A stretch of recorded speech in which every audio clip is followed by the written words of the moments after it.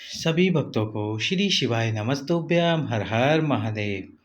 गुरुजी ने जो 5 दीपक वाला उपाय बताया था, जो 7 दिन बताए थे, उसमें पंचमी तिथि, अष्टमी तिथि, एकादशी, प्रदोष, शिवरात्रि, अमावस्या और पूर्णिमा, ये 7 दिन थे। ये 7 दिन में से आपको कोई सा भी एक दिन चुनना था दीप प्रज्वलित करने के लिए।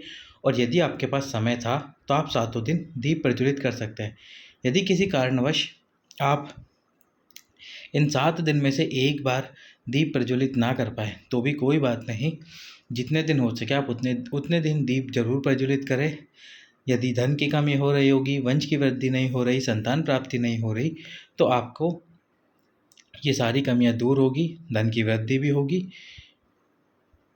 संतान की प्राप्ति भी होगी, साथ ही साथ में वंश की वृद्धि भी होगी।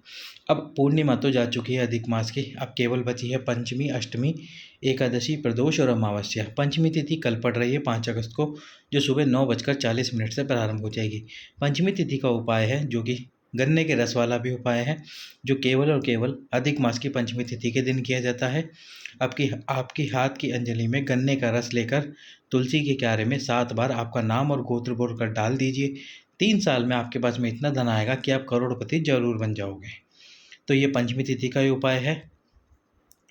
पंचमी तिथि इस बार शनिवार को पड़ रही है और पंचमी तिथि प्रारंभ होगी 9:40 पे।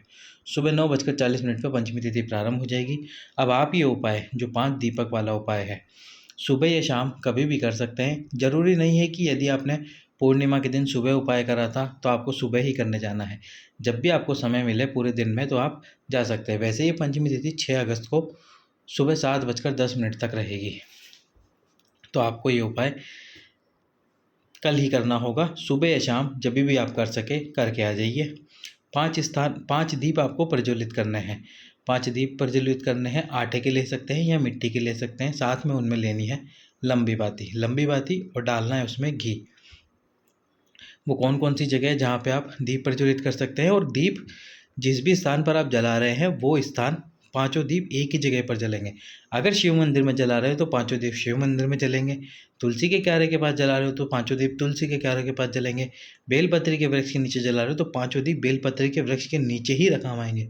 और यदि घर की चौखट पर जला रहे हो तो वहाँ भी पांचों दीप ही रखवाएंगे।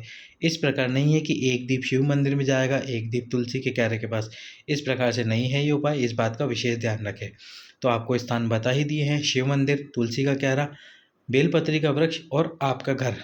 घर में पहले ये दीप आपको, जो आपका मंदिर वाला स्थान है, वहाँ पर प्रज्वलित करना है माता पार्वती और भगवान शिव का नाम लेते हुए। और फिर इन पांचों दीपों को घर का जो मुख्य द्वार है, मुख्य द्वार के बाहर की साइड रख देना है। बाहर की साइड कैसे है? जैसे कि मान लीजिए ये आपका घर का मुख्य द्वार है, ये मुख्य द्वार है। अब ये होता है अंदर की तरफ और ये होता है बाहर की तरफ। तो बाहर की तरफ जितना स्पेस हो, जितनी जगह हो, वहाँ पर आपको वो पांचों दीप रखने हैं। अब जब आप शिव मंदिर में ये दीप प्रज्वलित करेंगे तो जो दीप की बत्ती होगी वो किस तरफ रखनी है? भगवान शंकर की तरफ रखना है उसको। यदि आपके घर के बाहर जला रहे हैं तो दीप की बत्ती, दीप तो आपको घर के बाहर रखना है, पर जो उसकी लंबी बात होगी उसको अपने घर के अंदर की तरफ रखना है। तुलसी के क्यारे के पास लगा रहे हैं तो भी दीप की बत्ती आपकी तरफ रखनी है। बेलपत्री के वृक्ष के नीचे लगा रहे हैं तो भी दीप की बत्ती आपकी तरफ रखनी है। ध्यान से समझ लेना। जब शिव मंदिर में जा रहे हो दीप जलाने, और ज़रूरी नहीं है कि आप शिव मंदिर में दीप जलाने गए हो पूर्णिमा को तो हर तिथि पर आप शिव मंदिर ही जाओ। हो सकता है कि आप नहीं जा सको तो आप तुलसी के क्यारे के पास जला दीजिए या फिर अपने घर की चौखट पर जला दीजिए। तो शिव मंदिर में जलाओगे तो दीप की बाती शिव जी की तरफ रखना। तुलसी के क्यारे के पास जलाओगे तो दीप की बाती अपनी तरफ रखना। बेलपत्री के वृक्ष के नीचे जलाओगे तो दीप की बाती अपनी तरफ रखना। और घर के चौखट पर रखोगे जब दीप प्रज्वलित करके, तो उसकी बाती अंदर की तरफ रखना। लेकिन जो दीप होगा वो गेट के बाहर की तरफ, डोर के बाहर की तरफ रखा आएगा। बाती अंदर की तरफ, आपके घर की तरफ होनी चाहिए।